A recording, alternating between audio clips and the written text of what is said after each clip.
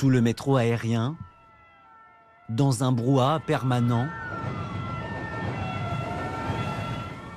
des centaines de tentes sont alignées les unes après les autres. Depuis le mois de septembre, dans le quartier de la Chapelle, ils sont près de 700 hommes très jeunes, venus pour la majorité d'Afghanistan, tous livrés à eux-mêmes. Un campement sauvage où les conditions de vie sont déplorables. Regardez où l'on vit. Les conditions sont très difficiles.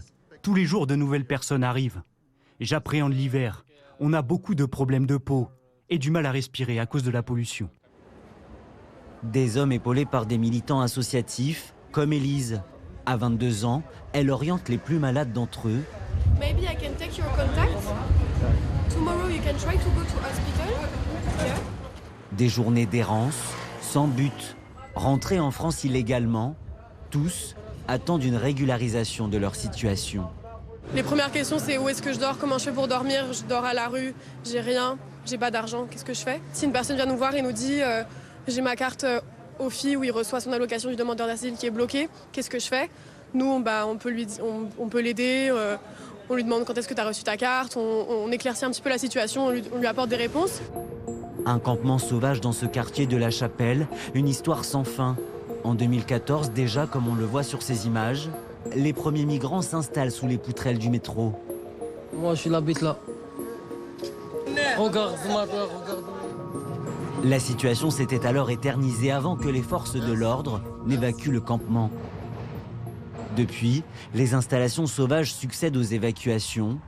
Aujourd'hui, certains riverains ne peuvent que constater l'impasse. De trouver des solutions, je pense que personne, ça l'intéresse. Parce que si on veut trouver des solutions, on peut. Et là, ça va. Parce qu'en été, quand on ouvre les fenêtres pour aérer, et ça sentait, vous ne pouvez pas ouvrir les fenêtres.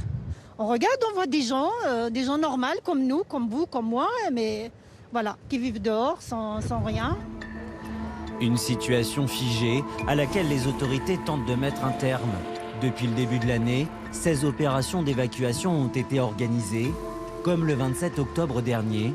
Selon la préfecture, 634 migrants avaient été évacués dans ces bus spécialement affrétés pour être répartis dans des centres d'hébergement.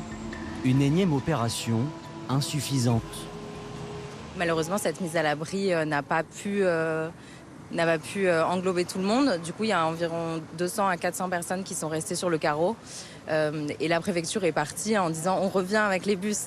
Et les bus ne sont jamais revenus. Donc ces personnes qui sont ici présentes ont erré pendant 2-3 jours avec les forces de l'ordre qui les harcelaient. Selon le maire du 18e arrondissement, une autre opération d'évacuation est prévue dans les prochains jours. Depuis le début de l'année, plus de 4500 migrants ont été évacués de leur campement sauvage.